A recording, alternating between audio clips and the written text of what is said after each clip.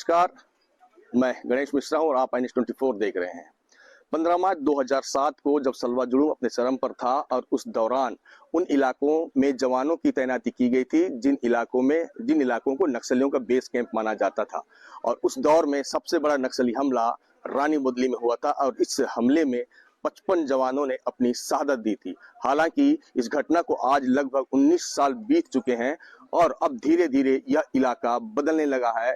जिस रानी बोदली को नक्सली अपना बेस कैंप मानते थे, 24 घंटे इस इलाके में वो भटकते थे, परंतु अब जवानों की तैनाती के बाद इस इलाके में वो भटकने से भी कतराने लगे हैं, क्योंकि सुरक्षा बल के जवान इस समय इस पूरे इलाके में तैनात हैं और लगभग नक्सलवाद के खात्मे का डेडलाइन बमुश्किल 1 महीना भी नहीं है और इस इलाके से नक्सलियों का खात्मा होने लगा है। अब आने वाला वक्त बताएगा कि इस बड़े हमले के बाद बदलते परिवेश के बीच में इस इलाके का विकास कितनी तेजी से हो पाता है। बीजापुर में सलवा जुड़ूम चरम पर था, चारों तरफ नक्सलियों का भी डर और सलवा जुड़ूम के लोगों का भी भय था। उस दौरान ग्रामीणों को नक्सलियों से बचाने के लिए उन्हें लाकर राहत शिविरों में रखा गया था और कई ऐसे राहत शिविर बनाए गए थे जहां पर ग्रामीणों को लाने के बाद उन्हें सुरक्षित उनको आशियाना देकर उन्हें रखा जाता था। ऐसा ही एक राहत शिविर था बीजापुर का मुर्कीनार, जहां पर राहत शिविर में रह रहे लोगों की सुरक्षा के लिए जवानों का एक बेस कैंप भी यानी कि पोस्ट भी स्थापित किया गया था और उस पोस्ट के लिए यहाँ पर स्थित एक आश्रम भवन का चयन किया गया था जहाँ पर जवान रहते थे। आप इस वक्त जो देख रहे हैं ये वही है आश्रम भवन है जहाँ पर जवान उस समय तैनात थे और राहत शिविर की सुरक्षा में लगे हुए थे। और ठीक उसके कुछ दिन बाद यानी कि 16 अप्रैल 2006 को नक्सली सबसे पहले आवपल्ली से आने वाली एक यात्री बस, तोमर ट्रेवल्स की यात्री बस को हाईजैक कर लेते हैं। उसमें सवार सभी यात्रियों को जंगल में पहले उतार लिया जाता है, उसके बाद उस बस में सवार होकर, पहली ऐसी घटना थी जब नक्सली किसी बस में सवार होकर किसी जवानों के कैंप पर हमला करने पहुंचे थे। वो सबसे पहले आते हैं और ठीक सामने में स्थित जो जवानों का मोर्चा था उसमें तैनात जवान को सबसे पहले नक्सली ने गोली मारी। उसके बाद वो इस भवन की ओर आए। लगभग 9 मिनट कुछ सेकंड, क्योंकि 10 साल के बाद नक्सलियों ने इस हमले का एक वीडियो जारी किया था और उस वीडियो में हमले का जो एक ड्यूरेशन है, समय का अवधि है, वो लगभग 9 मिनट कुछ सेकंड का है। उस पूरे 9 मिनट कुछ सेकंड में इस पूरे कैंप में नक्सलियों ने हमला किया और इस हमले में स्पेशल पुलिस अधिकारी यानी कि एसपीओ, वो एसपीओ समेत तकरीबन 11 जवान शहीद हो गए थे। बताया जाता है कि उस समय यहाँ पर जो मौजूद जवान है इसी भवन के ऊपर कोई मोर्चा बना रहा था, कुछ दूसरे काम में लगा हुआ था, कोई नहा रहा था। सुबह सुबह की बात है, उसी समय नक्सलियों ने यहाँ पर हमला किया था। हालांकि अब उस हमले के बाद से अब इस इलाके में जिस तरीके से पिछले 2 सालों में नक्सलवाद पर सरकार ने शिकंजा कसा है, नक्सलवाद अब खत्म होने लगा है। मुर्कीनार, जहां पर इस वक्त मैं मौजूद हूं, मुर्कीनार की तस्वीर बदलने लगी है। यहाँ पर कैंप स्थापित कर लिए गए हैं और ठीक अब इस भवन में बच्चियां पढ़ रही हैं। यहाँ पर जिस बड़े हमले में 11 जवान शहीद हुए थे, इस भवन में अब बच्चियां अपना भविष्य बना रही है। परंतु जिस तरीके से पहली बार नक्सलियों ने किसी बस को अगवा कर उस बस का सहारा लेकर यहाँ हमला किया था, एक बड़ा हमला था, क्योंकि इसके ठीक पहले नक्सलियों ने रानी मुदली जैसे हमले को अंजाम दिया था जिसमें 55 जवान शहीद हुए थे। उसके ठीक 1 महीने बाद मुर्कीनार हमले को उन्होंने अंजाम दिया और यहाँ से बड़ी मात्रा में जवानों के जो हथियार है उसे वो लूट कर लेके गए थे। हालांकि इस हमले में कुछ जवानों ने यहाँ से भागकर अपनी जान बचाई थी, वो अब भी अलग अलग इलाकों में तैनात हैं। हम उनसे भी आज बात करेंगे कि उस दौरान यहाँ पर क्या हुआ था, कैसे नक्सलियों ने हमला किया था और किस तरीके से जब जवान संभल नहीं पाए थे तभी नक्सली यहाँ पर आ धमके थे, क्या स्थितियां थी, वो भी जानने की कोशिश करेंगे। परंतु इस वक्त मुर्कीनार की तस्वीर बदलने लगी है। 15 मार्च 2007 को जब रानी बोदली के कैंप में नक्सलियों ने अचानक हमला कर दिया तो अफरा तफरी मच गई थी। जवान जहां थे वहीं ठहर गए थे। जो जवान कमरों में बंद थे उन्हें नक्सलियों ने पेट्रोल बम फेंक कर वहीं उनकी हत्या कर दी थी। उस घटना को याद कर आज भी जो लोग हैं वो दहल जाते हैं। तो दूसरी तरफ जो लोग उस समय इस पूरी घटना को देख चुके थे, रात भर जो लोग सो नहीं पाए थे गोलियों की आवाज के बीच में, जो चश्मदीद थे, वो आज भी उस हमले को याद करके सिहर उठते हैं। उनमें से हमारे बीच एक ऐसे ही प्रत्यक्षदर्शी हैं जो उस समय उनकी पोस्टिंग उसी आश्रम में थी जहां पर नक्सलियों ने हमला किया था और उस हमले को वो काफी करीब से देख चुके हैं। तो आइए हम उनसे बात करते हैं और पूरी विस्तृत जानकारी जानने की कोशिश करेंगे कि रानी भोदली का हमला कैसे हुआ था और उस वक्त रात भर की स्थिति क्या थी। दादा, आपका नाम क्या है? नागैया। तो ये बताओ, 15 मार्च को जब हमला हुआ है, आप तो वहाँ रसोईया भी रहे हैं, तो कैसा था, क्या हुआ, कितने समय हुआ, क्या स्थिति थी, आप क्या देखे, क्या जानते हैं? तो मैं तो साहब कुछ नहीं देख पाया, लेकिन 2 बजे से 4 बजे तक उसका हमला हो गया। 2 से 4 बजे तक? अच्छा, हाँ।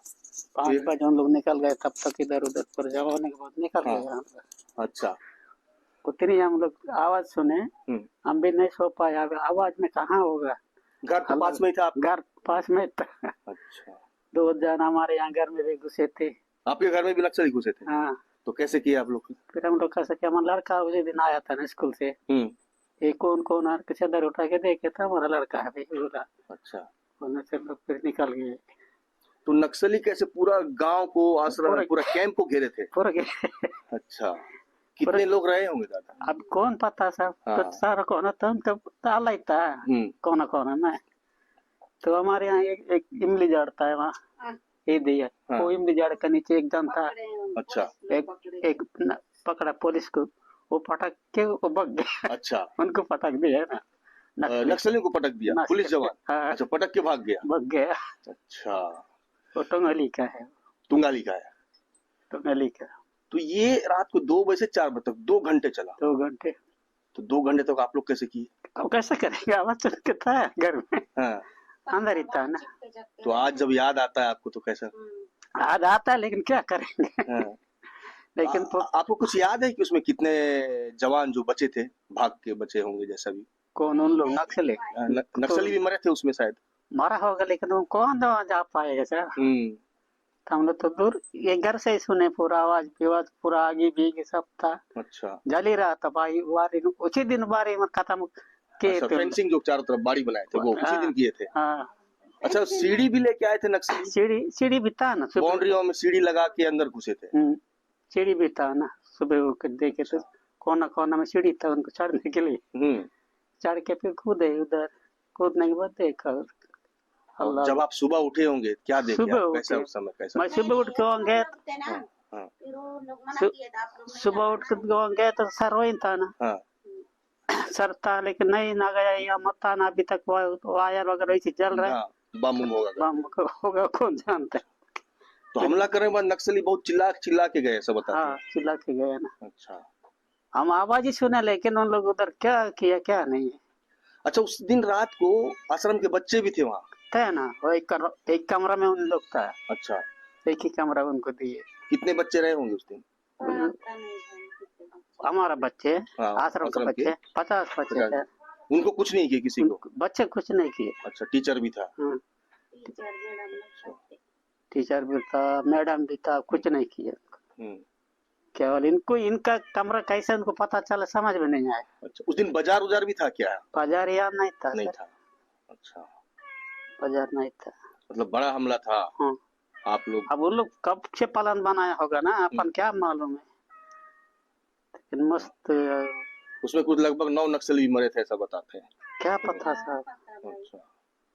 किसका तो खून भी तो गिरने के लिए तो गिरे वहाँ, लेकिन उनका है कि पुलिस का। अच्छा, उस समय के बाद देखो आज लगभग 19 साल हो गया है। पहले जो था इतना पूरा इलाका नक्सलियों का था, हमला इतना बड़ा हुआ, अब और पहले और अब में कितना फर्क देख रहे हैं? अब तो डर नहीं लगता है? अब भी तो हम लोग सोचे ना, पुलिस आ गए तो थोड़ा सा हिम्मत भी हो रहा है ना। उतना जबरदस्त नहीं घुस रहा है ना अभी। उस समय साहब ऐसा ना, तार नहीं था ना। अच्छा, बाउंड्री नहीं था। बाउंड्री, वो भी बाउंड्री इतनी, इधर से कूदने से उधर जाएगा, उधर से कूदने से इधर आएगा। उसका फायदा उठाए उसका बाउंड्री कितना, उतनी सीढ़ी बना के लाए हम लोग। सीढ़ी से पच उधर कूदना, ऐसा हो गया क्या।